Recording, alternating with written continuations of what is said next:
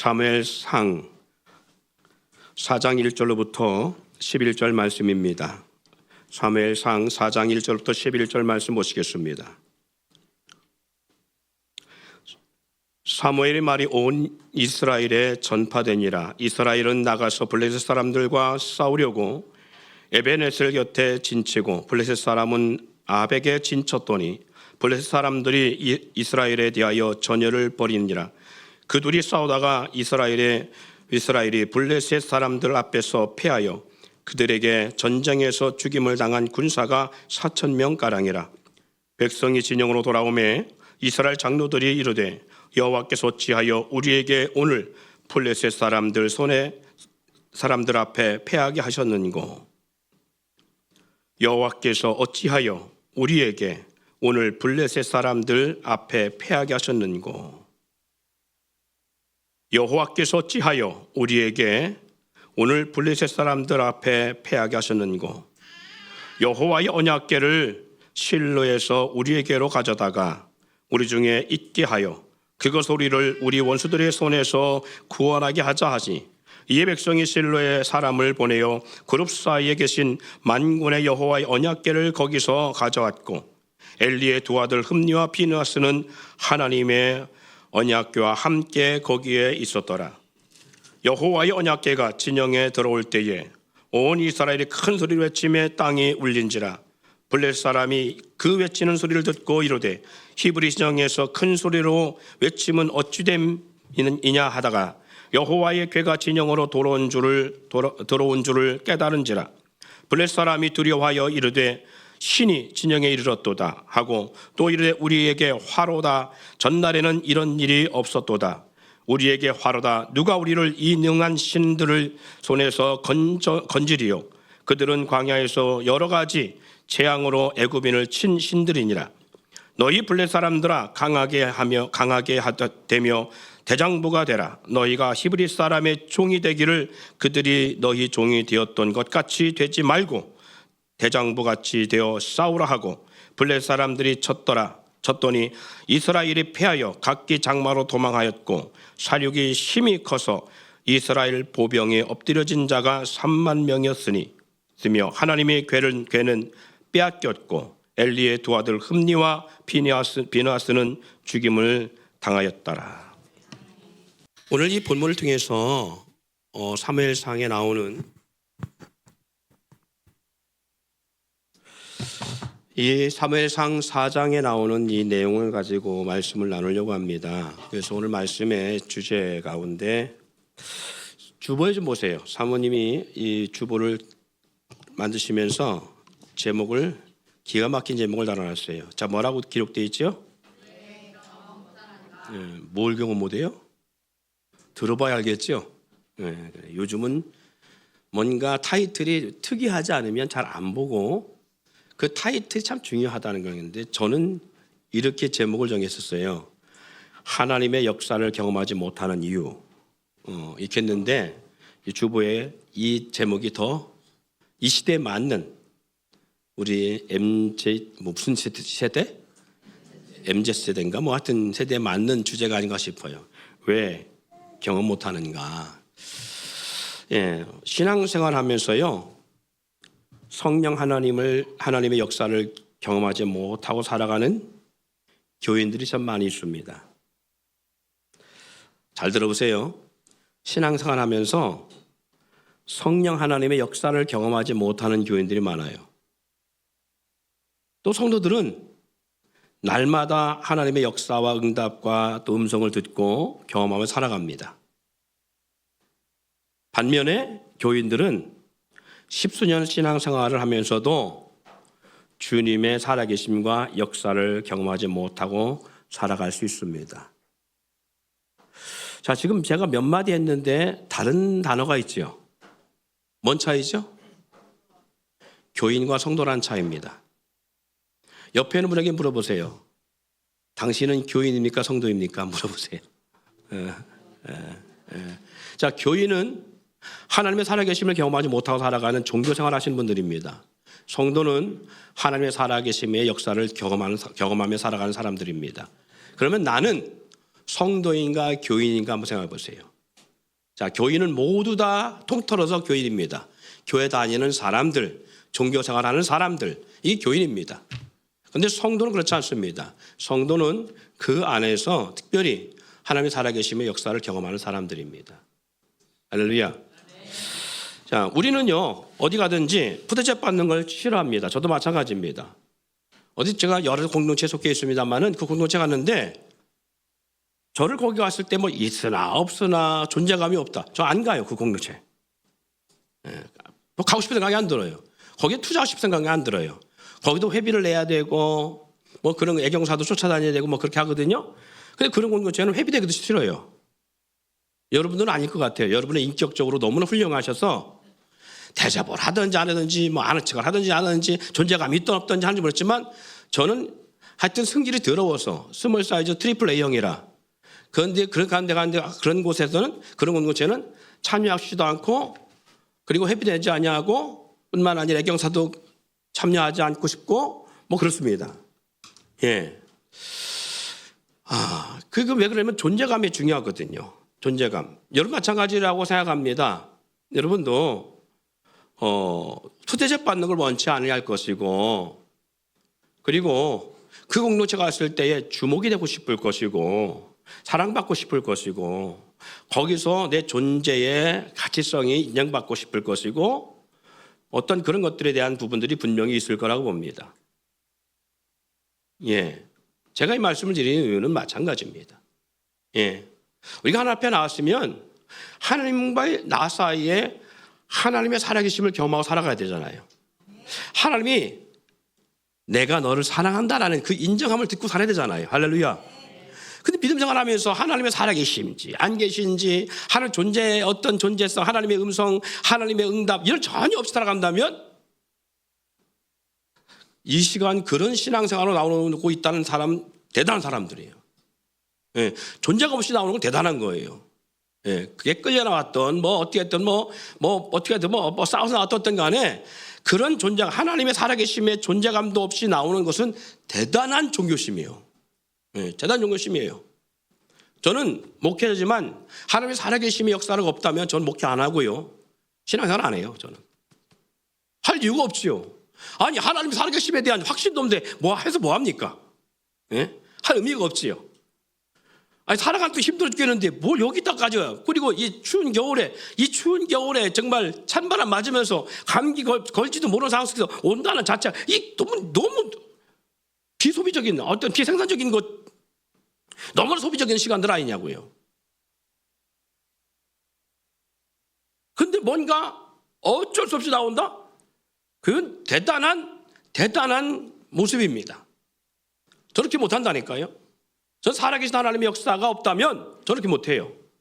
그런데 저가 이 길을 가는 것은 안 하면 하나님의 간섭이 들어와요. 요놈 봐라. 간섭이 들어와요. 하나님의 역사하심을 경험해요.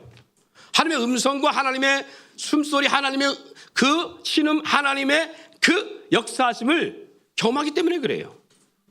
무릎 꿇으면 하나님이 말씀하신 것이 있기 때문에 그래요. 그러니까 무릎 꿇을 수밖에 없는 거예요. 기도하지 않으면 답답한 거예요. 왜? 어떻게 기도 안 해요? 하나님의 음성을 들어야 되는데.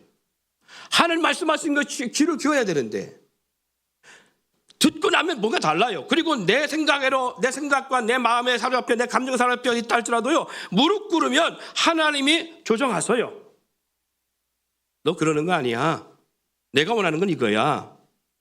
너가 이렇게 해야지 하고 디테일하게 간섭하시니까. 그러니까 무릎 꿇고 나면 평안이 오고 무릎 꿇고 나면 하나님의 음성을 들으니까 하나님 안에서 마음의 평정함이 생기기도 하고 뭘 해야 되는지 그 분명한 역사와 이치를 알게 되어집니다. 여러분, 제가 이 말씀을 하고 좀 넘어갈게요. 눈에 보이는 게 다가 아닙니다. 눈에 보이는 게 다가 아니에요. 눈에 보이는 것으로 여러분 결론 짓고 함부로 거기에 판단하거나 말하거나 행동하지 마세요. 제가 장담합니다만은 오늘 여러분이 하는 행동이요 5년 10년 후에 반드시 후회합니다. 반드시 후회해요. 근데 후회 정도가 아이고 내가 그때 잘못 선택하겠네. 내가 그때 잘못 판단했네. 이 정도가 아니에요. 정말 고통의 세월이 와요. 정말. 눈에 보이고 귀에 들려주는 그런 내용을 갖고 잘못 판단해서 선한 위치에 서지 않잖아요. 그리고 하나님의 뜻을 모르는 상태에서 군중들의 심리와 사람들의 말에 휘둘려 움직이잖아요. 앞으로 5년 후에 반드시 후회합니다. 그리고 교회는요, 앞으로 어떻게 이 모든 문제를 감당할 수 없는 상황이 전개될 수 있습니다.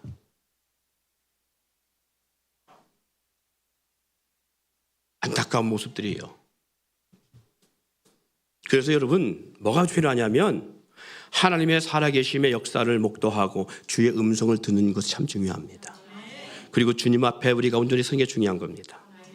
왜 많은 목회자들이 이 세대에 참 맞지 않는 메시지를 전하고 왜 이 시대에 세상 가운데 저렇게 뭔가 정말 고식하고 뭔가 정말 이 세대에 맞지 않는 그러한 목놓아 외치는가를 여러분 지금 잘 몰라서 그래요. 그걸 알면 주의 종과 함께하는 게 얼마나 중요한 것인가, 그리고 주의 종이 말하는 그 말 한마디 한마디가 왜 중요한가를 알 수 있어요. 근데 많은 교회들이 지식에 난무하면서 잘못된 사고들이 있어요. 그게 뭐냐면 내가 보고 듣고 접하는 것이 마치 100% 정답인 것처럼 착각하고 있다는 거예요. 그리고 목회자의 표현과 언어와 그리고 증거되는 말에 귀를 안 기릅니다. 대적합니다. 많은 교회들이. 근데 지금은 여러분 그럴 수 있어요. 그러나 세대는 제가 악화워집니다. 악이 더 강성한 때가 되어집니다. 강성한 때 반드시 그때 우리가 판단을 잘못했구나. 그때 내가 제대로 못 봤구나. 실수했구나. 라고 하는 것을 죄송합니다. 이걸 전혀 잃어버릴 수 있어요. 5년 후에 생각날 사람 있지만 5년 후에 이 이야기를 전혀 기억 못한 사람이 있습니다. 그러나 5년 후에 되면 반드시 후회합니다. 보세요. 반드시 후회해요. 여러분 자녀 세대는 더 후회합니다. 뼈저리 후회합니다. 그때 가서 악소리 해도 아무 소용 없습니다. 지금 바로 해야 돼요. 그리고 보여야 될 걸 봐야 돼요. 눈에 보이는 걸 보이는 것이 아니라 하나님의 영의 세계를 볼 줄 알고 하나님이 오늘 우리 가운데 뭘 원하시는지를 보여야 돼요. 이게 중요하다는 거예요. 어떤 교인들은요, 처음 신앙생활 할 때는 응답도 받고 역사도 경험하고 살아계신 하나님의 역사를 경험하기도 하지만 시간이 지나면서 전혀 하나님의 살아계심과 존재마저 의심될 만큼 경험하지 못하고 살아가는 분들도 많이 있습니다. 살면서 어떤 문제 앞에 부딪혀서 극한의 위기 가운데 주님께 나와서 무릎을 꿇고 주님 앞에 무릎 꿇지 않던 사람이 어느 날 급한 상황 속에서 절박한 상황 속에서 위기 상황 속에서 늘 평상시에 무릎 꿇지 않던 사람이 무릎을 꿇고 안 하던 금식까지 해가면서 하나님 앞에 역사와 응답을 구하여도 묵묵부담으로 일괄됨을 경험하는 분들이 있어요. 이런 상황을 경험하게 되어지면 하나님 앞에 아무리 기도해도 그 위기 상황에서 하나님 앞에 아무리 기도해도 하나님의 역사하심과 하나님의 음성과 하나님의 응답과 하나님의 살아계심의 숨소리를 우리가 느끼지 못하잖아요. 그로 인해서 실족하여 넘어져서 믿음을 포기하는 상황도 옵니다. 이게 점진적 소멸 역사예요. 처음에는 세세토록 역사하시고 간섭하시는 하나님의 역사를 경험했지만 어느 시점부터인지 전혀 하나님의 손길과 존재가 느껴지지 않고 굳이 신앙생활할 이유를 갖지 못하는, 굳이 하나님을 믿고 따르는 그런 신앙생활을 하지 못하는, 해야 될 이유를 갖지 못하는, 하나님을 믿지 않는 사람들처럼 살아가는, 자연인처럼 살아가는 모습을 저는 많이 목도합니다. 제가 지금 전도하려고 하는 많은 사람들 가운데도 그런 분들이 많아요. 아니, 하나님을 처음부터 안 믿었으면 괜찮아요. 그 사람들은 오히려 더 복음이 잘 들어갈 수 있어요. 그런데 처음에 하나님의 살아계심을 경험했던 사람들이 어느 순간부터 안 믿는 사람들처럼 영적 자연인의 모습, 저 말 그대로 하나님의 역사를 전혀 경험하지 못해서 어느 순간부터, 그래서 안 믿는 사람들처럼 자연인처럼 살아가는 모습이 되잖아요. 이런 사람들이 교회를 등한시하고 믿음 생활을 안 하고 예배를 안 드리고 예배 드리는 게 짐이 되어지고 이렇게 되기 시작하잖아요. 어느 순간부터 이들은 세상 속에서 안 믿는 사람 똑같이 살아갑니다. 똑같이 살아가요. 더 기가 막힌 건 뭐죠 아세요?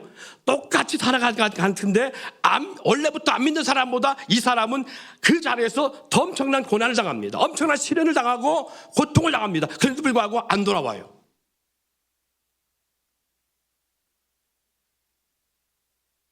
그리고 깨닫지 못합니다.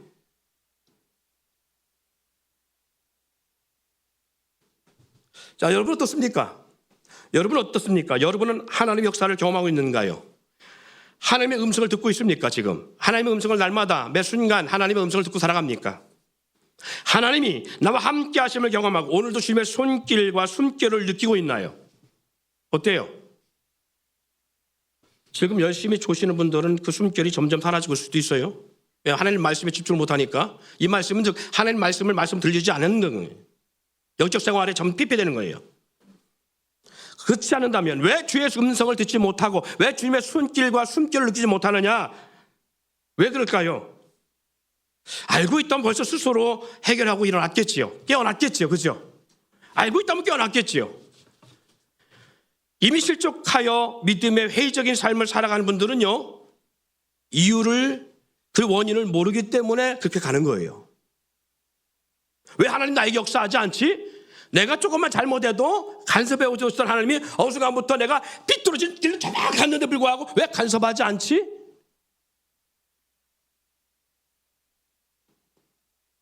죄송합니다. 우리 사모님 또 시험 들 수도 있어요. 그렇지만 제가 예를 들어서 얘기할게요. 용서를 구합니다, 사모님. 예. 처음 결혼했을 때요. 결혼했는데 우리 집사람하고 저하고 많이 부딪혔던 게 있어요. 여보 집 좀 치우고 살자 했더니 그때 그래요. 여보, 아니 단칸방 딸랑 방 2평짜리 방에 살면서 이 집을 다 어디다 쌓아놓으라고 그러더라고요. 그래갖고 처음에 많이 티격태격 했어요. 근데 막 너무 심란한 거예요. 저는 막 이게 막 너무 심란해갖고 막 이 집만 보고 막 이 물건만 보고 막 답답해 막. 그리고 집사람은 뭐가 있냐면 마음이 이렇게 저보다 훨씬 이쁜 몸이 있는가 봐요. 왜 아기자기한 뭐 피규어 같은 이런 거 있잖아요. 요따만한 피규어 같은 이런 거 참 좋아해. 막 인형 같은 거 참 좋다. 저거 좋아해. 요따만한 걸. 근데 거기 먼지 쌓이면 치울 수가 없어.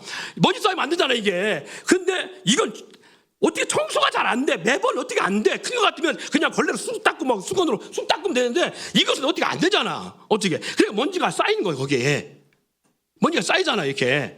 그래서 저는 처음부터 이런 자질구레한 걸 싫어하는 이유가 뭐냐면 이건 먼지 쌓이면 치울 방법이 없다. 그래서 청소하기가 너무 힘들다. 그래갖고 그래서 이런 그냥 막 집어넣는 거 있잖아요. 사물 같은 거 집어넣는 거 이렇게 이거 뭐라고 그래요? 이거 뭐 수납장. 나 이런 게 필요한 거예요. 막 딱딱 집어넣고 이게 딱 정리했으면 좋겠다는 생각이 들어요. 그런데 이게 처음에는 이렇게 티격태격하면서 처음에는 이렇게 그런 문제를 많이 이렇게 서로 둘이 논란됐어요. 그런데 이것이 한두 번도 아니 계속됐잖아요. 그리고 어느 순간 둘 중에 한 사람이 누군가 포기해야 돼. 둘 중에 누가 한 사람 포기해야지 이게 서로 살아남지. 그렇지 않으면 이게 극악한 상황까지 도달하겠더라고요. 어느 순간 제가 포기했어요. 그래 그냥 주어진 대로 살자. 그 전까지는 치우던 제가 그다음부터 안 치워요. 저도 안 치워. 누가 안 치우나 보자. 끝까지 버티는 것도 안 치워. 근데 지금은 제가 더 안 치워. 그게 목욕 시간도 막 쌓여있어 막. 이제는 자연스러워 이게 막. 이게 자연스러워. 쌓여져 있는 게 너무 자연스러워. 집사람이 목욕하시면 좀 치우고 좀 살아요 여보. 이제 반대로 왔어요. 반대로 와. 근데 이게 처음 깨끗하게 정돈됐을 때는요 조금만 어디가 이제 삐뚤어지잖아요. 그럼 딱 각을 정리하잖아요. 그죠? 예. 우리 남자분들 군대 갔다 와서 알잖아요 경험이. 그래서 이게 딱 어떻게 보면 조금 밑으로 있으면 정리되어 있던 집은 딱 정리하고 각을 딱 세우고 그리고 위치에 딱 놔. 근데 어느 순간부터 이게 한계에 도달하잖아요. 이 정리가 안 되고 쌓이기 시작하잖아요. 그 다음부터는 무관심해져요. 피차간에 그냥 관심이 없어져. 뭐 쌓이든 말든. 제가 이 말씀을 드리는 이유는 하나님과 살아계심과 우리 사이가 친밀할 때는요, 우리가 조금만 잘못해도 하나님이 야, 너 그러면 안 되지, 이게 좁아져 돼야지 하고 툭툭 건드려요. 간섭하셔요. 하나님 손길을 잊는다니까요. 이렇게 좀 잘못 가려가면 하나님이 아, 그러면 안 되지, 바라는 길에 가야지. 예배 시간 좀 졸다, 졸면 어떻게, 잘 들어야지 말씀을 하고 이렇게 좀 와요. 근데 나중에 시간이 지나고 계속 졸고 막 자잖아요. 그러면 야, 베개 갖다 줘, 이렇게 되는 거잖아. 야, 베개 갖다 줘라, 이렇게 되는 거예요. 그러니까 하나님이 처음에는 간섭하시다가 나중에는 그 마음대로 내버려 두었더라 하시는 말씀처럼 내버려 두는 거예요. 그러니까 하나님은 숨결이 이겨지지 않는 거예요. 그게 막 심한 대로 가요, 막 사정없이.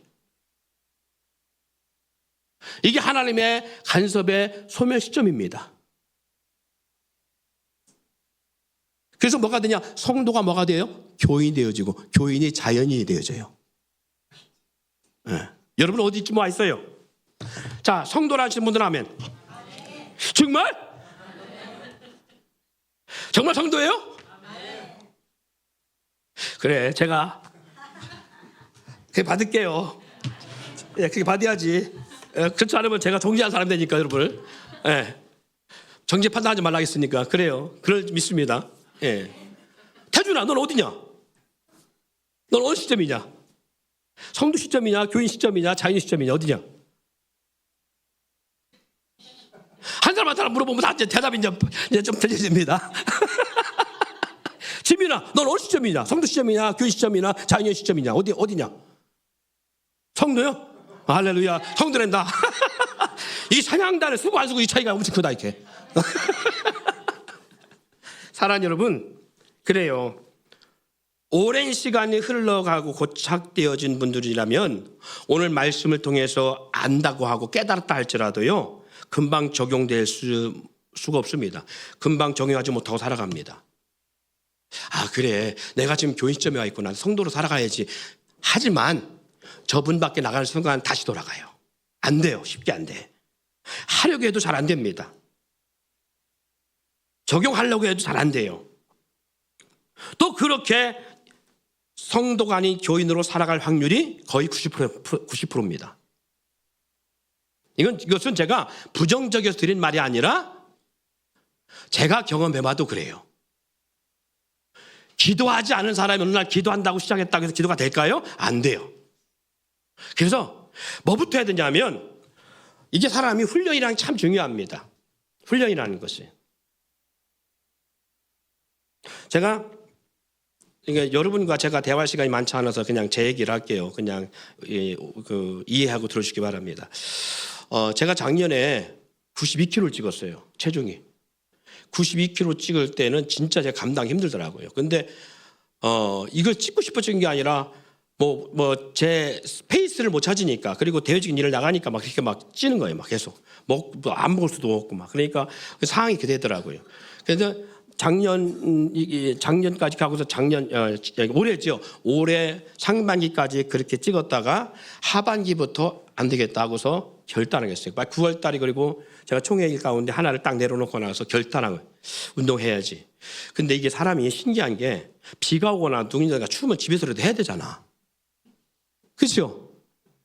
예를 들어서 운동하는 헬스장 가고 열심히 배운동하고 잇몸 일으키기 하고 막 스쿼트 하고 막 이렇게 하던 사람이 못 가면 어디서 해야 돼?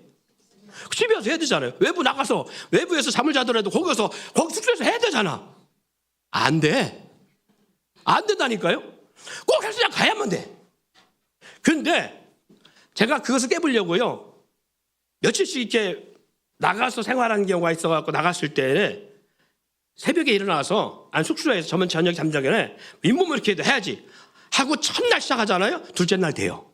셋째 날 돼요. 그런데 안 하던 습관이 있으면 안 돼. 그러니까 기도도 뭐하냐? 기도도 안 하면 안 돼. 그래서 이게 묘한 게요, 이게 계속 일주일 내내 집에 있으면 정해진 시간에 운동하러 간다니까요. 갈 수 있는데, 예를 들어서 한 3박 4일 나갔다 왔어.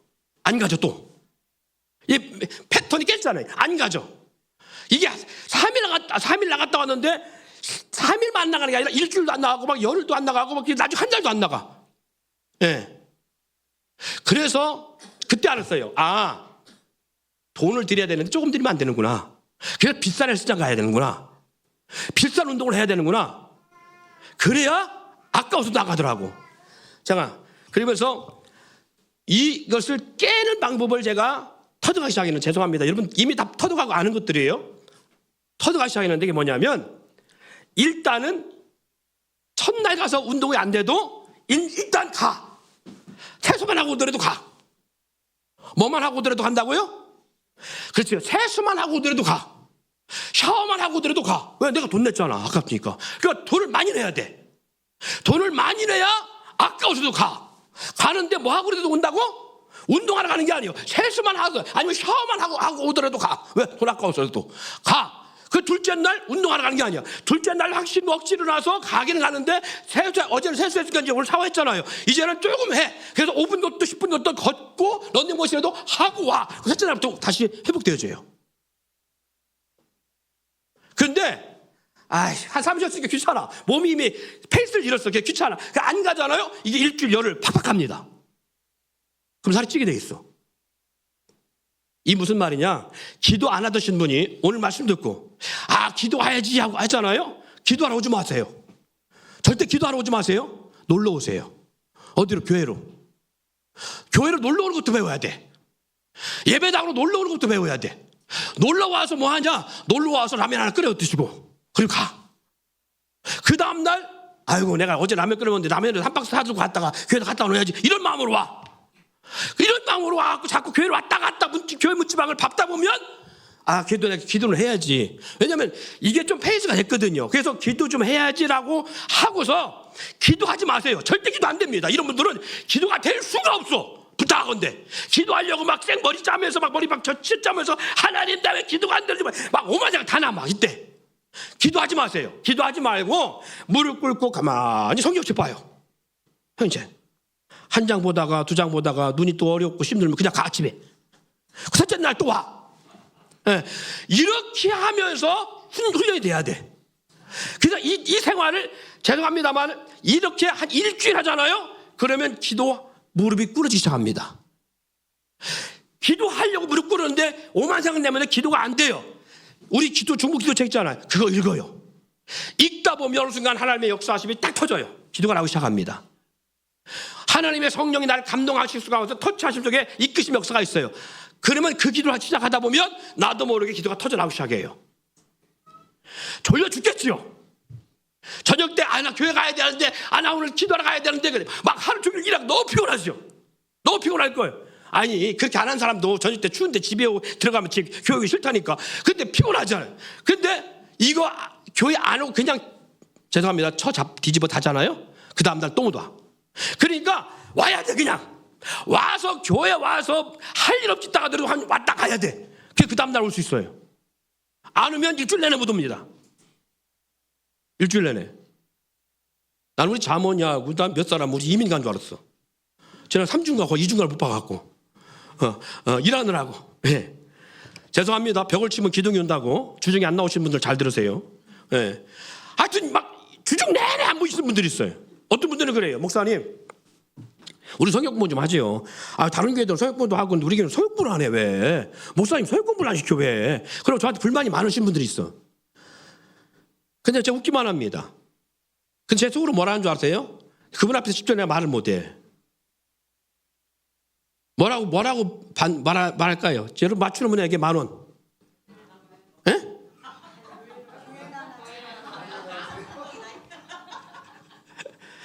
정확한 답 아니요. 자, 누가 사모님도 맞추면 10,000원 줄게요. 빨리 맞춰봐요. 뭐라고 제 속으로 답할까요? 자루라고? 아니요, 정확한 답 아니요. 자, 민혁아 뭐라고 할 것 같으냐? 내 속으로.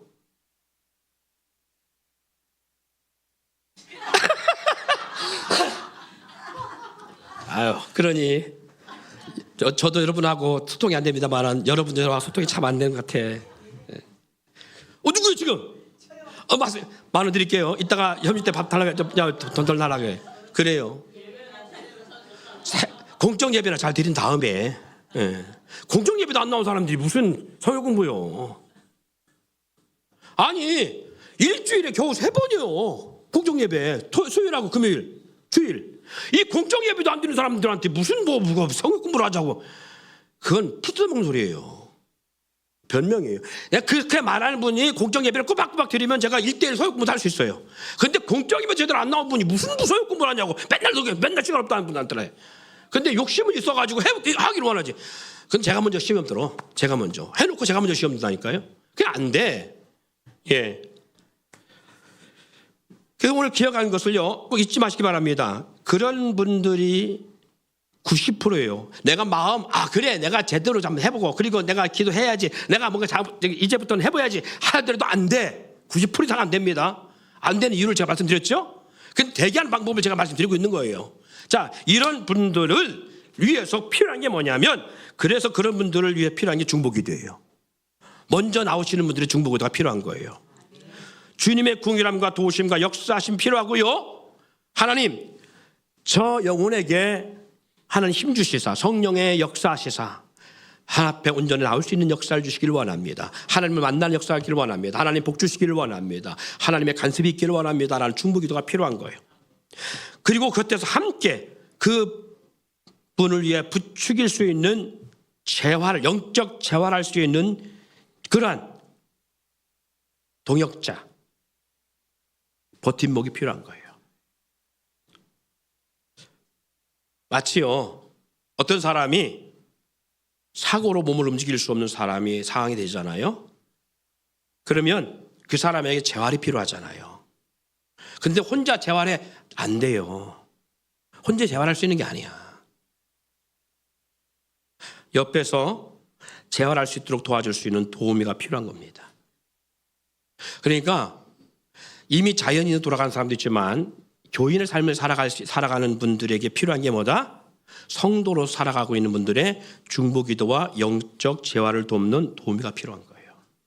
관심 갖고 찾아가고 찾고 접촉하고 들어주는 게 필요하고 위에 중보기도 해주는 게 필요해요. 푸시업 해주는 게 필요하다고요. 이미 답은 다 드렸습니다. 그러면 왜 성도가 교인으로 되어질까? 왜 하나님의 역사는 기도해도 역사가 일어나질까? 왜 그렇게 기도하고 무릎 꿇고 하나님 앞에 구해도 응답이 없을까? 그걸 한번 잘 새겨드리시기 바랍니다. 하나님의 음성과 응답, 역사를 경험하지 못하는 이유는요, 분석해보면 이유가 있어요. 그래서 오늘 그 이유를 알기 위해서 오늘 본문의 말씀을 들은 거예요. 오늘 본문 사건이 어떤 거예요? 이스라엘과 블레셋의 전투가 벌어지죠. 전쟁이 벌어졌습니다. 이스라엘과 블레셋의 전쟁으로 인해서 먼저 1차로 이 전투에서 패하게 되어집니다. 몇 명이 죽어요? 몇 명이 죽었다고 했어요? 본문만 속에. 이보세요. 성경 읽을 때 좀 주목 좀 하셔요. 몇 명 죽었다고 했어요? 4,000명이 죽었다고 했어요. 4,000명. 4,000명가량이 1차 전투에서 패배하고 죽은 숫자입니다. 그런 사건을 경험하고 나서 이스라엘 백성이 하나님을 원망하며 선민 이스라엘 돕지 않으시는 하나님에 대한 탄식과 원망을 볼 수 있습니다. 분명한 것은요, 블레셋은 하나님이 싫어하는 족속입니다. 그렇죠? 이스라엘은 선민이잖아요.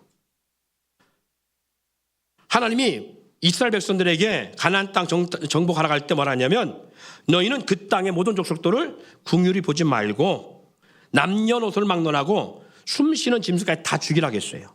진멸하라고 했어요.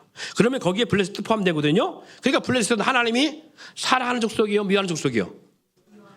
하나님이 죽이라고 한 족속 중에 한 족속입니다. 심판하는 족속 중에 한 족속입니다. 근데 그런 족속인데, 가나안 땅 족속이며 하나님이 미워하시는 족속인데, 반면 이스라엘은 선민이에요. 아브라함과 야곱의 후예이며 하나님의 민족입니다. 그럼에도 불구하고 선민 이스라엘을 늘 괴롭히고 이스라엘을 침공에 들어와 있는 블레셋 군대를 하나님이 징벌하시기보다 오히려 할례받지 않은 이방 민족인 이 블레셋의 이 침공을 하나님이 침묵하시고 선민 이스라엘이 패하고 그들이 선민 이스라엘 백성들이 도륙을 당하는 수천 명이 도륙을 당하는 이 일에 하나님이 묵과하고 계시다는 거예요. 우리 살아가면 그런 일 많잖아요. 뭔가 살아가면서 사람들 사이에 억울한 일 당하고 생각지 않은 정말 믿지 않는 자들로부터 많은 오해와 그리고 고통을 당하고 있고 내 삶에 침입을 당하고 정말 힘든 상황을 경험하고 있는데 나는 그래도 하나님을 믿는다 하는데 불구하고 하나님은 내 편에 서지 아니하고 이 일에 간섭하지 아니하고 이 일을 막아주지 아니하고 상대편에 쓴 것처럼 하나님이 오히려 내가 당하는 일을 보고하고 묵과하고 계시고 아무 일을 하지 않고 계셔요. 그래서 억울해서 하나님 앞에 따지잖아요. 하나님 살아계시면 어떻게 이럴 수 있습니까? 하나님이 살아계시면 어떻게 이럴 수 있습니까? 하고 원망하는 거잖아요. 하나님이 이스라엘 백성에게 이기림을 주시는커녕 패하는 모습을 관망만 하고 있었다는 사실입니다. 왜 하나님은 선민 편에 서지 않고 오히려 전쟁에서 패하는 상황에 하나님은 침묵하고 있었을까? 여러분 한번 이것을 우리의 삶으로 생각해 보세요. 하나님이 왜 내 삶에 침묵하고 계실까? 하나님이 나의 부르심에 왜 하나님은 침묵하고 아무 말씀도 하고 계실까? 이유가 있을 거예요. 그죠? 분명히. 오늘 본문 속에 보면 그 이유가 있어요. 이런 일로 말미암아 이스라엘 백성이 1차 이 전투에서 패배하고 나서 쓴 경험을 하고 나서 상처를 받고 나서 이들이 궁여지책으로 생각하는 것이 뭐냐? 이 전투에 이제 다시 이 전열을 가다듬고 그리고 나서 이들이 생각해낸 전략이 뭐냐? 하나님의 진영에 있는 이스라엘 가운데 있는 이스라엘 회막에 있는 하나님의 궤를 전쟁터로 가져올 것을 요청하는 이 전략을 세웁니다. 그러니까 패배의 원인이 어디다 생각한 거예요? 패배의 원인이 우리가 언약궤를 가지고 오지 않았구나. 언약궤 문제구나. 언약궤가 없었기에 패배했다고 생각하는 이들의 생각을 볼 수 있습니다. 그리고 나서 언약궤 요청합니다. 언약궤가 진영에 들어올 때 이스라엘은 승리를 확신하면서요. 하나님이 이제 함께 할 것이다. 하나님 우리를 도울 것이다. 그래서 이들은 승리의 함성을 지릅니다. 이것이 블레셋 상대방의 적군까지 들려집니다. 적군이 이 이스라엘 백성들의 함성과 소리에 놀랍니다. 아픔과 고통을 경험하고 있는 이스라엘을 도우실 것에 대한 확신을 가지고 언약궤를 가지고 이 진영으로 언약궤를 가지고 가는데 2차 전투에 다시 벌어집니다. 그런데 2차 전투 가운데 이스라엘 보병 몇이 죽어요? 3만 명이 블레셋 군대에게 사륙을 당하고 대참패를 합니다. 언약궤를 가지고 왔는데도 불구하고.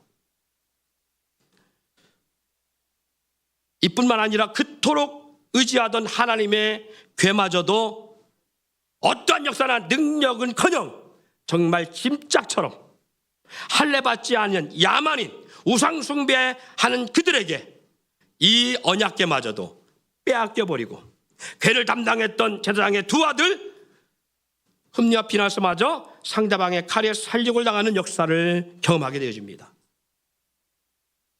우리가 기도하는데 하나님 이 문제를 해결해 주셔야 되겠습니다. 주님 아버지 하나님, 내가 하나님의 자녀이니까 하나님 아버지께서 나를 기억하신다면 이 문제를 해결하려고 하나님 앞에 무조건 기도하고 그리고 나서 금식하며 기도했는데 더 어려운 문제가 왔어요.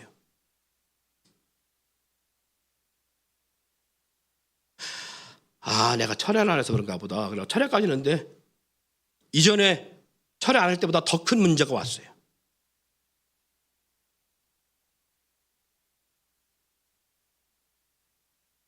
그럼 여러분 어떻게 해요? 여러분 경험 한번 얘기해 보세요. 여러분 이런 상황이 벌어졌는데 어떻게 해요? 그 다음에 다 포기해요. 될 대로 되라. 그래요. 한번 생각해 보자고요. 왜 이스라엘은 1차 전투에서 패배한 이후에 갑자기 언약궤를 전쟁터로 가져오는 결론을 냈을까요? 생각해 보자고요. 전쟁에서 패하면 오히려 더 많은 무기나 전쟁에 나갈 수 있는 군인을 더 모집하거나 전쟁에 대한 계책이나 계략을 쓰는 것이 정당한 거예요. 그죠? 근데 그것이 정당한 건데 이들은 왜 다른 계략을 쓰는 것이 아니라 다른 계책을 세우는 것이 아니라 언약궤를 전쟁터로 가지고 오는 이러한 계책을 썼을까? 이스라엘은 왜 언약궤를 선택했을까? 그럴 만한 이유가 있겠지요. 언약궤를 선택한 이유가 있겠지요. 지금 블레셋 군대도 언약궤가 진영으로 들어왔다는 이유 때문에 상당히 긴장을 했습니다. 그리고 그들의 고백이 여기 나옵니다. 자, 본문 말씀 속에 한번 찾아볼까요? 자, 7절에 그럽니다. 7절부터 블레셋 사람이 두려워하여 이르되 신이 진영에 이르렀도다 하고 또 이르되 우리에게 화로다. 전날에는 이런 일이 없었도다. 우리에게 화로다. 누가 우리를 이 능한 신들의 손에서 건지리요. 그들은 광야에서 여러 가지 재앙으로 애굽인을 친 신들이라. 자, 뭘 경험했어요? 이들이 왜 놀라요? 이 블레셋 진영이 언약궤가 있을 때 광야에서 어떤 일이 있었다는 걸 알고 있다는 거예요. 그리고 애굽이 어떻게 멸망했는가, 어떻게 하나님의 역사가 일어났는가, 이것을 경험했어요. 그러니까 광야 40년 동안 구름기둥과 불기둥으로 머무신 중심이 어디였다? 언약궤 위에 머물렀었다. 언약궤가 있는 곳에는 광야 사망의 땅을 지날지라도 먹을 양식과 마실 물의 역사가 나타났어요. 언약궤가 있을 때 요단강의 창이라는 역사가 일어났을 때도 건널 수 없는 그런 강물이었는데도 불구하고 언약궤를 맨 제사장들이 요단강물을 언약궤를 메고 강물을 밟았을 때에 강을 밟았을 때에 요단강물이 물러선 역사를 경험했습니다. 할렐루야. 여리고성이 함락되어도 언약궤의 역사가 일어났습니다. 언약궤를 메고 하나님 말씀대로 돌 때에 금성절벽 어느 족속도 무너뜨릴 수 없었던 침략할 수 없었던 여리고성이 무너진 역사를 경험합니다. 그의 하나님 언약궤는요 약속의 땅 가나안의 모든 전투에 있었으며 31개나 되는 부족과 나라들이 언약궤로 말미암아 언약궤를 메고 갈 때마다 승리하는 역사가 나왔습니다. 그리고 그 나라들이 패망했습니다. 언약궤가 있는 지성소에서는 하나님의 임재와 역사가 충만했으며 하나님의 영광이 가득 있었습니다. 그러니까 언약궤만 있으면 우리는 승리할 수 있다는 생각 때문에 이들은 1차 패배를 경험하고 우리가 언약궤를 가지고 함께하지 않은 싸움이기 때문에 지었구나라는 생각 때문에 언약궤를 메고 이 전쟁에 다시 2차 전투에 참여하게 된 거예요. 이러한 일련의 역사가 있었기에 그들은 언약궤는 마치 뭐 같았냐? 알라딘의 마술 램프 같은 존재였습니다. 여러분, 우리가 그렇게 지금 주님을 안에서 신앙생활하고 있지 않나요? 평상시에는 내 마음대로 살다가 필요할 때만 언약궤를 메고는 것처럼 주님 앞에 무릎 꿇지 않나요?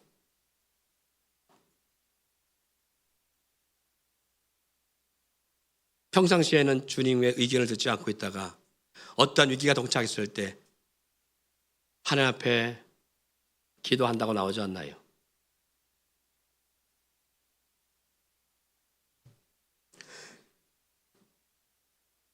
어쨌든 간에 이 언약궤를 메고 왔음에도 불구하고 이스라엘을 패배한 원인이 있습니다. 자, 사사기 21장 25절. 사사기 21장 25절. 우리 찬양이 한번 마이크 갖고 읽어볼래요? 사사기 21장 25절.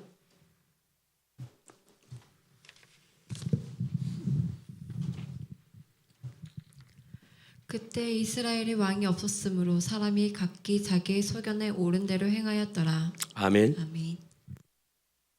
자, 사람들이 어떻게 했다는 얘기예요? 자기 소견대로 행하였다는 거예요. 자기 소견대로. 자, 사무엘상 3장 1절. 사무엘상 3장 1절. 계속 읽어볼래요?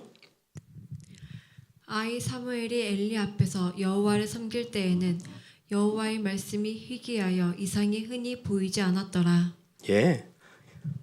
이스라엘 백성들이요 선민인데 불구하고 하나님을 찾지 아니하고 하나님 앞에 나오지 아니하고 하나님 앞에 뜻을 구하지 아니하고 자기 생각과 자기 주관자가 자기 감정대로 행하는 역사가 일어날 때에 이런 상황이 되시니까 어떤 상황으로 영적 모습이 주어져요?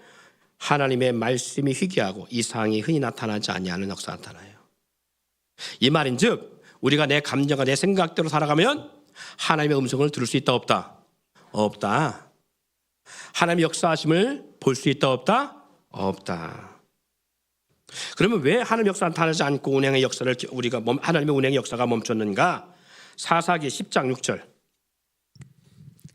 이스라엘 자손이 다시 여호와의 목전에 악을 행하여 바알들과 아스다롯과 아람의 신들과 시돈의 신들과 모압의 신들과 암몬 자손의 신들과 블레셋 사람들의 신들을 섬기고 여호와를 버리고 그를 섬기지 아니하므로. 아멘.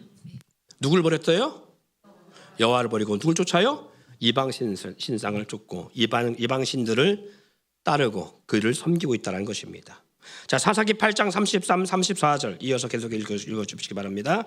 기드온이 이미 죽음에 이스라엘 자손이 돌아와서 바알들을 따라가 음행하였으며 또 바알 브릿을 자기들의 신으로 삼고 이스라엘 자손이 주위의 모든 원수들의 손에서 자기들을 건져내신 여호와 자기들의 하나님을 기억하지 아니하며. 아멘. 보세요. 바알을 따르고 음행하면서 영적 삶의 음행 가운데 그들이 살아가면서 모든 원수들의 손에서 자기들을 건져신 자기들의 하나님은 기억지 아니한다는 거예요. 여러분, 바알, 아세라, 아스타롯이 어떤 의미의 신들인지 아십니까? 이것을 오늘날 우리가 다시 재해석해 보면 이렇습니다. 바알은 남신으로 주인, 왕, 풍요신, 전투의 신, 천둥 번개를 의미합니다. 주인, 왕. 그러니까 누구를 바알을 왕으로 주인으로 모시고 있다는 얘기예요. 그럼 뭘? 풍요의 신이거든요. 풍요를 주인으로 모시고 있다는 거예요. 풍요를 주인으로 모시고 있다는 거예요. 왕으로 모시고 있다는 거예요. 여러분, 우리는 오늘 누구를 왕으로 모시고 있습니까? 내 마음에 무엇이 내 안에 중심의 왕으로 와 있습니까? 주님이십니까? 풍요입니까? 우리가 뭐 때문에 낙심하고 낭망하고 행복해하고 불행하죠? 주님 때문에요? 주님이 내 안에 계시지 않은 것, 응답하지 않은 것 때문에 답답하고 그것 때문에 막 실족하고 낙심하고 주님 앞에 불행하다 느끼고 막 그래요? 아니면 돈이 없어 힘들어요? 아까는 성도라니까 아멘 하더니 지금 아멘을 제대로 못하는 거 아니에요? 뭔가 많이 바뀌어가고 있죠? 자, 아세라, 여신, 생명의 신, 행운, 생명, 번성. 자, 다 마찬가지입니다. 생명, 번성, 행운, 요행을 바라온 뭔가 풍성함을 역사를 우리가 쫓고 있지 않은가요? 아스타롯, 번식, 풍요, 다산의 여신, 바알의 배우자 여신으로 동식물의 생명을 공급하고 사랑과 쾌락의 신으로 그렇게 알려져 있습니다. 여러분, 우리의 삶이 뭘 쫓고 살아가요? 육신적 쾌락을 쫓지 않나요? 육신의 만족만을 우리가 바라보고 쫓지 않나요? 어때요? 여러분, 구약에는요, 고대에는 어떤 신상을 만들어 놓고 그것을 의지했다면 지금 우리는 보이지 않는 신상들을 쫓고 살아가고 있지 않나요?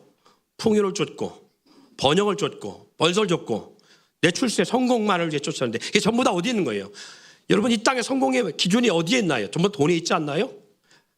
자녀들을 학교를 보내고 그리고 그 비싼 등록금을 보내가면서 줘가면서 학력을 소유하려고 하는 것, 이 모든 것들. 내 직장생활도 교회에 함께하지 아니하고 저 교회에서 먼 곳까지 보내서 그곳에서 신앙생활이 아니라 직장생활하게 만들려고 하고. 왜 그래요? 전부 다? 조금 적은 비용을, 적은 물질을 우리가 벌더라도, 조금 월급을 타더라도 공동체와 함께하지 아니하고 왜 먼 데를 보내려고 하는 거예요? 왜? 뭐예요? 목적이 뭐예요? 우리 주인이 어디 와 있어요? 주님이 아니라 풍요와 다산의 신을 쫓는 거예요. 다. 이스라엘이 하나님을 버리고 왜 이들을 섬겼을까? 자신들의 부여와 쾌락과 성공을 위한 육체의 삶으로 돌아왔기 때문에 그렇습니다. 하나님은 이 땅에서와 영원을 위해 우리의 삶을 인도하시지만 우상은 이 땅에서 풍요와 육신적 성공과 만족과 쾌락을 통하여 우리를 미혹하고 우리 가운데 하나님을 떠나게 만들려고 합니다. 뿐만 아니라 제사장들은 하나님을 알지 못하는 종교인들로 전락되어집니다. 자, 사무엘상 2장 12절. 사무엘상 2장 12절. 엘리의 아들들은 행실이 나빠 여호와를 알지 못하더라. 자, 엘리야 아들들은 제사장입니다. 종교 지도자들인데 불구하고 이들은 누구를 알지 못했다? 여호와를 알지 못했다. 아, 제사장인데 왜 여호와를 몰라? 하나님 앞에 제사하고 있는데 왜 여호와를 몰라요? 영적으로 하나님을 경험하지 못했다는 거예요. 여러분, 베드로전서 2장 8절인가 말씀에 보니까 이렇게 있어요. 따라합시다. 너희는 왕 같은 제사장이라. 우리가 누구라고요? 제사장이라고요. 우리는 하나님 앞에 왕 같은 제사장입니다. 오늘 하나님 앞에 영적으로 하나님 앞에 바로 나가 우리가 직접 하나님 앞에 제사할 수 있는, 예배할 수 있는 그러한 영적 대장의 권한을 가지고 있는 자들입니다. 구약에 이들만이 타락했다고요? 아니요. 영적 하나님 앞에 직접 나갈 수 있는 영적 대장의 권한을 갖고 있는 저와 여러분도 다르지 않을 수 있다는 것이에요. 하나님을 알지 못하고 어떤 모습으로 어떻게 살아간다 하나님을 알지 못하니까 행실이 악하는데 여호와를 알지 못하니까 악해지는 거예요. 사무엘상 2장 17절, 14, 17절 다 읽었으면 좋겠습니다만은 그래도 그냥 17절 한 절 말씀만 한번 읽어봅시다. 사무엘상 2장 17절. 이 소년들의 죄가 여호와 앞에 심히 크면 그들이 여호와의 제사를 멸시함이었더라. 아멘. 보세요. 제사장들인데 불구하고 이들이 하나님 앞에 제사를 멸시합니다. 오늘날 말하면 제사장으로 세움을 입고 왕같은 제사장을 덧입었음에 불구하고 우리가 영적 제사장을 덧입은 인생에 불구하고 뭘 멸시하여 살아가요? 예배를 멸시하여 살아가고 있다. 어떤 권면의 말씀 듣지 아니하고요. 보세요. 이들은요, 엘리가 말합니다. 아들들아, 얘들아, 너희가 제사장으로 그렇게 하면 안 돼 라고 하고 권면했습니다. 백성들이 너희로 인하여 원수가 크다, 너희는 절대 그렇게 살면 안 돼 라고 하고 책망을 줬습니다. 그럼에도 불구하고 이들은 그 권면의 말씀 듣지 아니하고 하나님 앞에 악을 행합니다.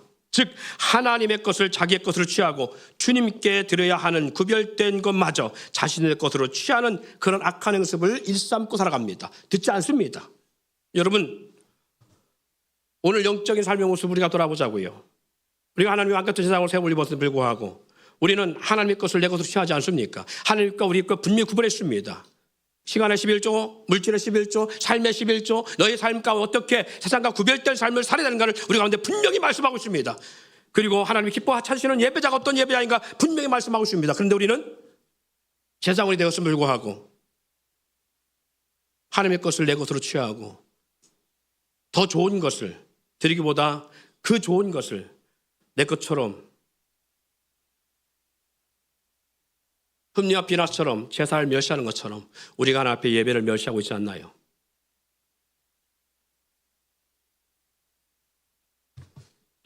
여러분, 현대인들에게 우리 주님이 뭐라고 말씀하실까요? 교인들이 타락하고 하나님을 떠난 교인들의 모습 보세요. 교회를 떠난 거나 교회를 나오지만 형식적이지 않는가? 우리들의 신앙의 모습이 어떠냐는 거예요. 교회를 떠난 사람도 있습니다. 공동체를. 반면에 교회를 나오지만 형식적인 사람들도 있어요. 아무리 권면과 말씀을 전해도 전혀 듣지 않고 돌이키지 않는 삶을 살아갑니다. 마치 흠리와 비나스처럼 하나님 앞에 예배를 멸시하고 하나님을 두려워하지 않습니다. 하나님을 두려워하지 않아요. 하나님께 드려야 하는 것도 자신의 것으로 취하면서 전혀 거리낌을 갖지 아니하고요. 자신의 쾌락과 만족을 위해 살아갑니다. 그리고 그것을 사용합니다. 이런 가운데 전쟁이라는 생사의 문제가 터지고 그로 인해서 절박한 상황이 이들 가운데 주어졌습니다. 그런 상황 속에 하나님의 반응은 어땠는가? 이런 가운데 전쟁이 터졌어요. 이렇게 하나님을 멸시하고 하나님을 떠나 우상을 숭배하고 자기들의 소견대로 행하고 하나님의 이상이 보이지 않을 때에 전쟁이 터졌다고요. 여러분, 항상 영적으로 우리가 고통당할 때 이럴 때입니다. 우리가 영적으로 준비되어 깨어있을 때는 하나님이 어떤 환경에 열악함이 오지 않습니다. 우리를 치명적으로 우리가 생사의 문제 앞에 우리를 하나님 놓지 않습니다. 그런데 언제 오느냐? 우리가 영적으로 식어질 때 옵니다. 근데 지금 제가 계속 매주마다 지금 경고하는 경우처럼 제가 말씀하고 있어요. 여러분 가정이 지금 안전 상태가 아니라고요. 위기 상태라고요. 위기 상태인데도 불구하고 깨닫지 못해요. 제가 위기 상태로 계속 말하고 있는데도 깨닫지 못해요. 돌이키지 않아요. 기도 안 해. 하나님 앞에 나오지 않아요. 이 말인즉 곧 터집니다. 곧 터져요. 우리 가정들 가운데 이 위기에 깨닫지 못하고 돌이키지 않으면 터져요. 곧. 어쩌면 이제 어떻게 될지 몰라요.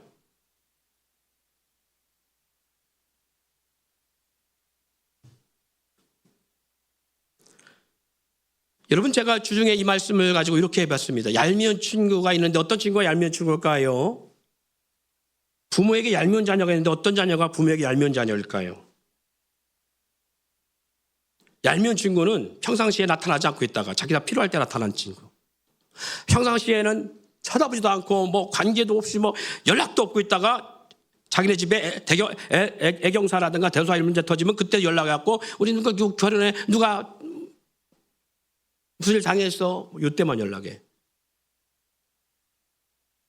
여러분들은 착해서 선해서 인격이 좋아서 애경사 축의금 보내고 조의금 보내지 못지만 저는 고민 많이 합니다. 이걸 보내야 돼 말해야 돼. 이걸 그냥 고민 많이 해요.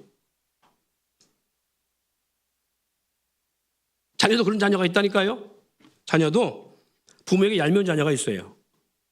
한두 명이니까 그런 뭐를 모를 거예요. 그렇지만 여러 명 자녀를 두고 있는 부모들은 있어요. 분명히. 평상시에 부모와 늘 부모 안부 묻고 부모의 안위를 걱정하고 부모 곁에 있던 자녀들은 어떤 상황에서 연락이 오든 요청을 하든 그 자녀의 문제는 부모가 가슴에 끌어안고 문제를 해결해 주려고 해요. 그런데 평상시에는 지 좋다고 부모 쳐다보지도 않던 녀석들이 어떤 문제가 터지면 그때서야 부모 찾아요. 그리고 그렇게 말합니다. 부모님 나한테 해준 게 뭐가 있냐고. 여러분 그런 얄미운 자녀 되지 마세요. 우리 하나님 앞에 그러고 있지 않는가. 평상시에 하나님 찾지 않고 있다가 전쟁이 터져갖고 자기 처자식이 죽어나가고 자기 남편이 죽으니까 그때서 하나님을 원망합니다. 하나님 왜 우리를 돕지 않습니까? 사무엘상 2장 30절 말씀에 그러므로 이스라엘 하나님 나 여호와가 말하노라 내가 전에 내 집과 내 조상의 집에 내 앞에 영원히 행하리라 하였으나 이제 나 여호와가 말하노니 결단코 그렇게 하지 아니하리라. 나를 존중히 여기는 자를 내가 존중히 여기고 나를 멸시하는 자를 내가 경멸하리라. 자, 나를 거기부터 읽습니다. 시작. 다시 자 마음을 가다듬고 자 우리 마음에 이 말씀 새기며 시작.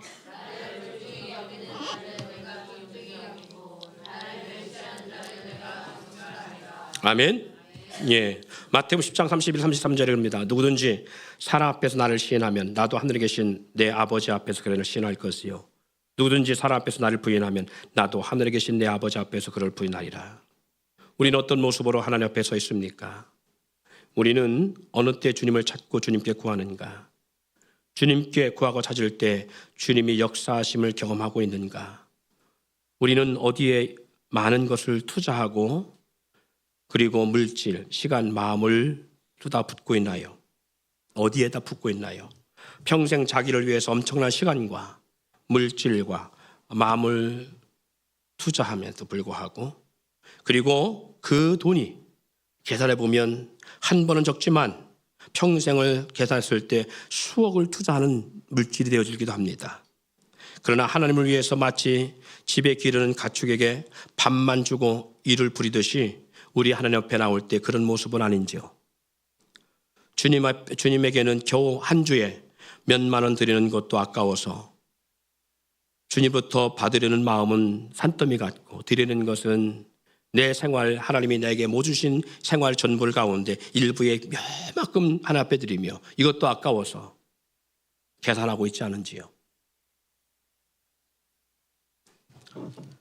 그리고 위험한 일이나 위경에 처했을 때는 주님이 해결해 주시기를 원하는 이스라엘 군대나 흠리와 비나에서의 모습은 아닐런지요. 이미 나의 예배 자세는 즉 주님이 주일에 받을 나의 예배 모습은 전날 어제 결정되는 걸 보십니다. 어젯밤 10시 이전에 잠을 자고 오늘 예배를 위해서 준비한 사람은 오늘 드리는 예배가 하나님께 드려진 아름다운 예배가 될 수 있지만, 어제도 밤이 새도록 부어라 마셔라 땡겨라 놀아라 밤이 늦도록까지 잠 안 자고 실컷 막 땡기고 막 죽여 살려 막 이런 분들 있죠. 이런 학생들 밤이 맞도록 막 새비고기까지 막 밥처 먹여놨던 이러고 있어요. 아우 막 우리 교회 성도들 말고, 우리 교회 성도들 안 그러잖아, 그렇지? 네, 우리 교회 성도들 안 그런다. 밤이 새도록 막 새벽까지 막 땡겨 아침에 깨워 막 징그럽게 안 일어나 막. 이미 어젯밤에 정해져요. 오늘 주일 예배에 하나님 받으실 건가 안 받으실 건가 어젯밤에 이름이 다 결정되십니다. 우사와 같이 수레가 뛸 때 보는 것이 아닌 수레를 준비할 때에 우리 주님은 이미 보고 계신 거예요. 주일 전날 나의 예배의 자세에 결정이 되고요. 주님은 나의 삶의 복을 줄 것인지 아닌지를 결정하십니다. 잠언서 8장 17절 18절 말씀 읽고 마칩니다. 시작.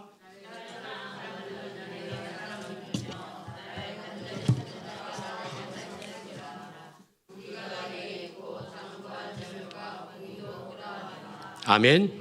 예. 모든 부귀와 재물과 장관 모든 역사가 주께 있습니다. 복 받기를 원합니까? 그렇다면 주님을 사랑할 수 있기를 원합니다. 예배의 성공자 되기를 원합니다.